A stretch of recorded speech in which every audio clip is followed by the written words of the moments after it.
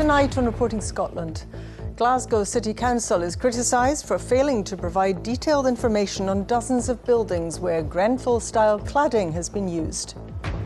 Anas Sarwar faces attacks over his family firm's record on pay. We speak to the Labour leadership candidate. It's official, vaping is less harmful than smoking, but Scotland's health authorities say you shouldn't combine it with cigarettes. After more than a year stuck at Aberdeen Harbour, half the crew of the Malavia 7 begin their journey home. We have seen the fun part of it, we have seen the sad part of it, and it's just overwhelming now, is leaving. It's going to be a silent ship after this. The mischief makers are going. And also in the programme, the lost toys, Glasgow Airport's efforts to reunite its youngest customers with their teddies. Good evening. Questions have been asked at Holyrood after the revelation that Grenfell-style cladding has been found on dozens of private buildings in Glasgow.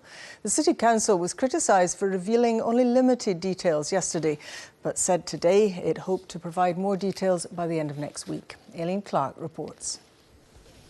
It's 100 days tomorrow since the massive blaze engulfed Grenfell Tower in London. The death toll of that horrific fire and the need to learn lessons was very much in the minds of MSPs at Holyrood today.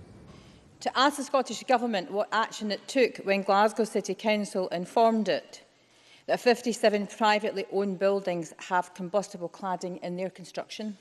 The Scottish Government being grilled extensively this afternoon on what it's done since being told about the cladding issue on private flats in Glasgow earlier this month. The Minister outlined at length the deficiencies in the information it received from Glasgow City Council. Information about some of the buildings was not clear whether it was aluminium composite material or not.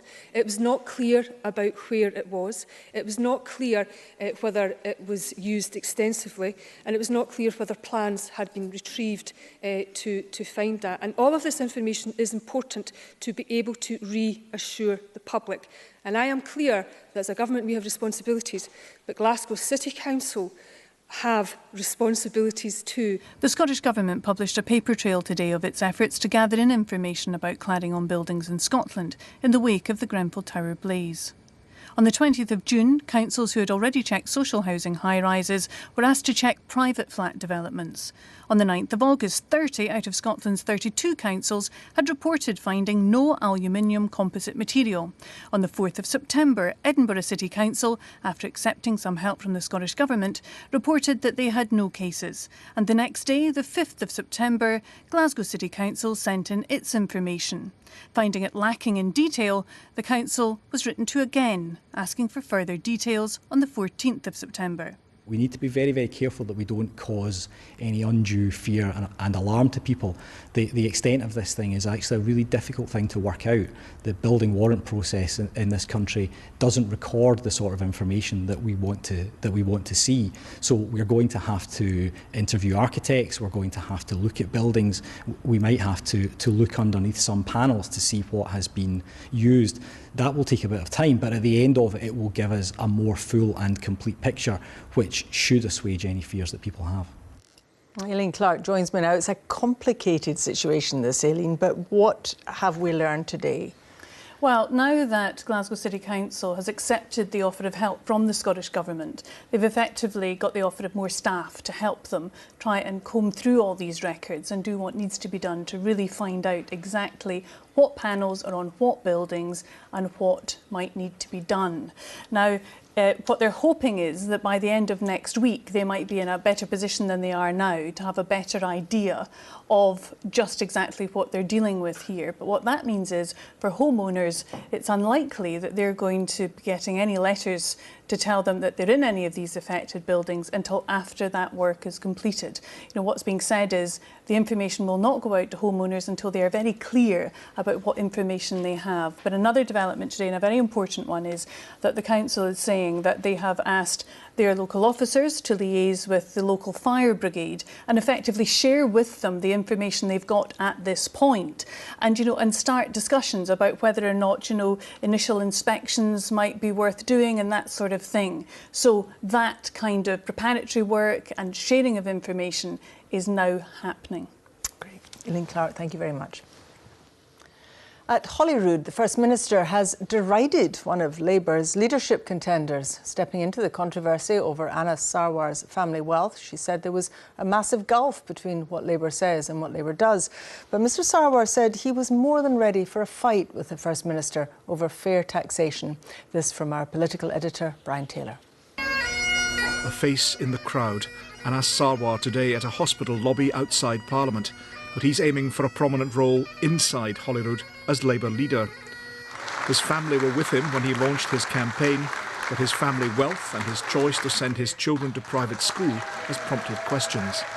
Anas Sarwar owns shares in a successful Glasgow wholesale business set up by his father, who was also an MP. That company meets all the rules but doesn't pay the higher living wage to staff. Mr Sarwar told BBC Radio Scotland yesterday he was a minority shareholder with no control.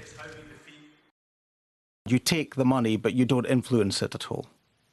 Well, no, I take no remuneration from the company. I'm a shareholder in the company. I'm a minority shareholder in the company, and I think that's clear. I think rather than... so there's no dividend from those shares? I don't take a dividend, no. Anas Sarwar gave up any company dividend when elected an MSP. He previously received around $20,000 a year. His wife is a shareholder in her own right. Question to Alec Rowley. At Holyrood today, Labour's interim leader accused the SNP of being timid over tax. Every single time the SNP has a tax decision to make, it sides with the millionaires rather than with the millions. But as nationalists jeered, Nicola Sturgeon turned the question round. Order. First Minister. Can I just say, I thought it was really unfair of Alec Rowley to personalise this debate by bringing Anas Sarwar into it. There is a massive gulf, a gulf as wide as the Clyde, between what Labour says and what Labour does.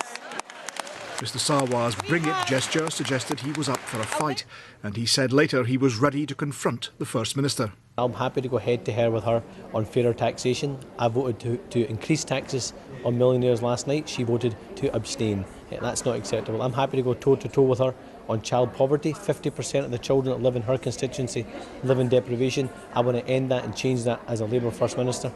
Nicola Sturgeon says she is combating poverty and will shape tax policy accordingly.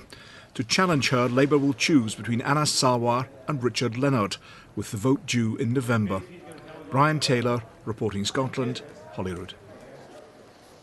Police searching for a missing teenager in Fife have found a body on an area of land in Kirkcaldy. A 75-year-old woman has been sexually assaulted in her own home in South Lanarkshire. It's official. E-cigarettes are less harmful than smoking tobacco. The first crew members of a supply ship that's been detained in Aberdeen for more than a year over unpaid wages have begun their journey home. The mother of a student who killed herself at university is calling for mental health support to be put at the heart of campuses across Scotland. Dozens of people have been demonstrating in Glasgow over the Spanish government's actions ahead of an independence referendum in the region of Catalonia. They were protesting at the arrest of a number of officials and the seizure of campaign material by Spanish police. At Holyrood, Nicola Sturgeon has also expressed her concern. It is, of course, entirely legitimate for Spain to oppose independence for Catalonia. But what I think is of concern anywhere is for a state to seek to deny the right of a people to democratically express their will. The right of self-determination is an important international principle, and I hope very much that it will be respected in Catalonia and everywhere else. An innovative scheme in which senior school pupils have been educated younger students in an effort to reduce violent crime could be rolled out across the country. The programme has been piloted by the health professionals group Medics Against Violence, and the government's now in discussions about introducing it more widely. Our social affairs correspondent Arival Alderson reports. For our first Medics Against Violence lesson today, we're going to be discussing alcohol and the effects of alcohol and consequences. Not an ordinary school lesson. This is being run by senior pupils at Beauclair Academy in Bearsden. They've been tutored by the group Medics Against Violence. This lesson is on the dangers of alcohol and is part of a pilot project aimed at passing on the older pupils' knowledge to younger children and cutting violent crime. Alcohol can make you more confident, but cannot make you not make the best decisions. The country's top prosecutor, the Lord Advocate, was in the classroom to learn about the project, and the Justice Secretary was there too. He's impressed and is considering extending the idea nationwide. I'm absolutely determined to make sure we do everything possible to equip our young people with the skills, the knowledge that can help to prevent them from getting involved in violence. And this programme is very effective at doing that. And now, having had the pilot in place for 3 years, we can now see the benefits that are coming from it. And we're already in discussions with Medics Against Violence on how we can look at rolling it out into other schools across the country. Bailey Gwynn murdered in a knife attack in his Aberdeen school. Like Beauclair Academy, it's in a nice area, but the pupils know that doesn't reduce the danger of violence. Our school is not a bad area, so people wouldn't think that it would affect this area, but it affects everywhere. We have pupils from all across the area, and so having this message sent across everywhere is amazing. This is par excellence, an exercise in prevention being better than cure. The message being given by the older pupils to their younger peers is aimed at cutting violence, which could affect young lives forever. Reval Alderson reporting Scotland, Beauclair Academy.